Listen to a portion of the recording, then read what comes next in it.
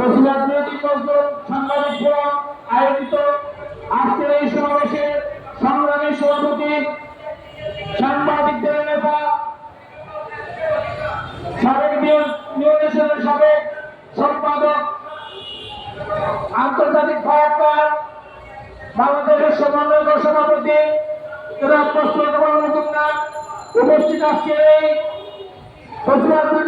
সাংবাদিক ফোরামের সদস্য সচিব, ইসলামিক টিভি, বাংলা টিভি, বৈশাখী সহ এবং বাংলাদেশ ফেডারেশন ইউনিয়নের সাবেক সহকারী মহাসচিব জনাব এডিএম সাহাবুদ্দিন রাফি, উপস্থিত আছেন মহাসচিব সাংবাদিক অ্যাসোসিয়েশনের সংগ্রামী চেয়ারম্যান শাখাউদ্দিন মেমন চৌধুরী সহ সাংবাদিক নেতৃবৃন্দ, বন্ধুগণ, আসসালামু আলাইকুম। মজলুম সাংবাদিকদের অধিকারের আজকের এই সমাবেশে আমরা বর্তমান সরকারের কাছে উদাত্ত আহ্বান জানাতে চাই। গত পরশু গাজীপুরে যে তুহিনকে হত্যা করা হয়েছে, অতি দ্রুত এই হত্যাকারীদের শনাক্ত করে দ্রুত বিচার ট্রাইব্যুনালের মাধ্যমে বিচারের ব্যবস্থা গ্রহণ করতে হবে। তারই সাথে সাথে আমরা আজকের এই সমাবেশ থেকে দাবি জানাতে চাই, বিগত 17 বছর শেখ হাসিনার নিয়ন্ত্রিত মিডিয়াগুলো থেকে আমাদের যে ভাই বোনদেরকে চাকরিচ্যুত করা হয়েছিল, আজ পর্যন্ত সেই চাকরিতে পূর্ণবহাল হয় নাই।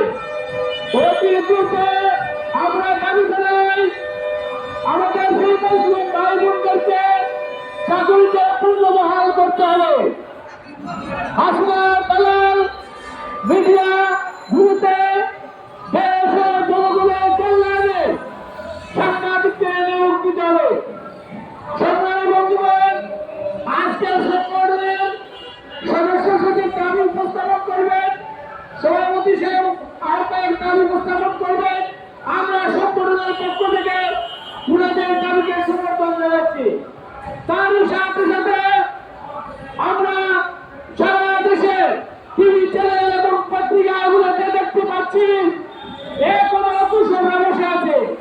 বিভিন্ন পত্রিকার সম্পাদক এখনো দূষণরা প্রকাশ করতেছে, তাদেরকে এখনো সরানো হয় নাই।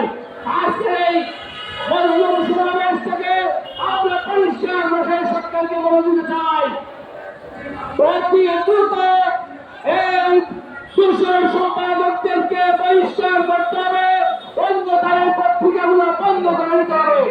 তারা তাদের আপার আশায় এখনো বসে আছে, তারা রাত্রে ঘুমায় না, আপার সাথে ফোনে কথা বলে ট্রেনিং করে এই সম্পাদকদেরকে, এই দূষণদেরকে অতি সত্তর গ্রেপ্তার করে আইনের আওতায় নিয়ে আসতে হবে। আমরা জাতীয় প্রেস ক্লাবের নেতৃবৃন্দের দিকে দৃষ্টি আকর্ষণ করে বলতে চাই, এখনো জাতীয় প্রেস ক্লাবে স্বৈরাচার শেখ হাসিনার দূষণরা বসে আছে। এখনো জাতীয় প্রেস ক্লাবে স্বৈরাচার শেখ হাসিনার দূষণরা আসা যাওয়া করে।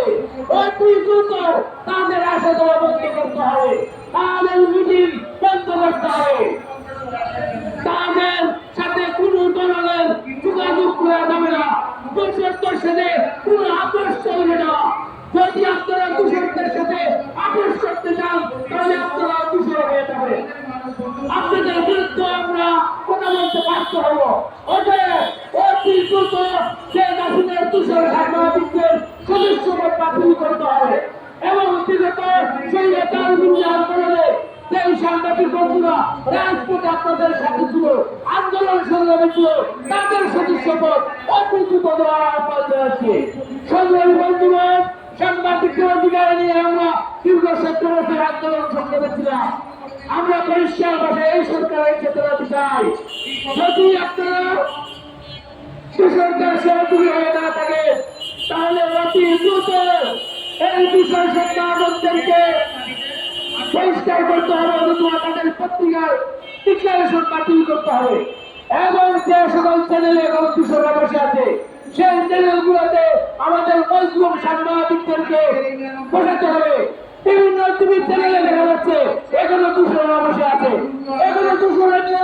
চলতেছে আমাদের সাংবাদিক ভাইয়েরা এখনো বেটা দেশ স্বাধীন হয়েছে সাংবাদিকদের অধিকার এখনো স্বাধীন হয় নাই এখনো দুজনা সংবাদপত্র নিয়ন্ত্রণ করে এখনো রাতের বেলায় দুজনা চেকিং করে তাদের আমার সাথে সেই দুজন সম্পাদকদেরকে বহিষ্কার করতে হবে তাদের পত্রিকাগুলো বন্ধ করে দিতে হবে নতুবা আমাদের মজলুম ভাইদের নিয়ন্ত্রণ পত্রিকা পরিচালিত করতে হবে যদি আপনারা মজলুমদের কথা না শোনেন আপনাদের বিরুদ্ধে এই মজলুমরা কথা বলতে শুরু করবে কারণ আমরা কোন দালাল সাংবাদিকতা করি না দালাল সাংবাদিকতা পছন্দ করি না আমরা মজলুম আমাদের বিরুদ্ধে অন্যায় করা হয়েছে আমাদেরকে চাকরিচ্যুত করা হয়েছে আমরা আমাদের চাকরি ফেরত চাই আমরা এই দালালি সাংবাদিকতা চাই না আমরা দেশের মানুষের পক্ষে কাজ করতে চাই দেশের জনগণের কথা আমরা বলতে চাই আমরা অন্যায়ের বিরুদ্ধে কথা বলতে চাই বহির্গত প্রস্তুতি যারা যুবক দিয়েছে তার বিরুদ্ধে কোনো হামলা করা হয় নাই কিন্তু সে সন্তান সংগ্রহ করতে গিয়ে একজন মানুষের জীবন রক্ষা করতে গিয়ে একজন সাংবাদিক জীবন দিয়েছে ওতে সাংবাদিকরা মানুষের জন্য কাজ করে সাংবাদিকদের যদি আপনারা কথা না শুনেন সাংবাদিকদের অধিকার যদি আপনারা প্রতিষ্ঠা না করেন এই মজলুমরা আপনাদের বিরুদ্ধে দাঁড়াতে বাধ্য হবে অতএব প্রতিদিন আমাদের সরকার এই মজলুম সাংবাদিকদের অধিকার আদায়ে আপনারা তাদের দাবিগুলা মেনে নেবেন বলে আমার বক্তব্য এখানে শেষ করতে আসসালামু আলাইকুম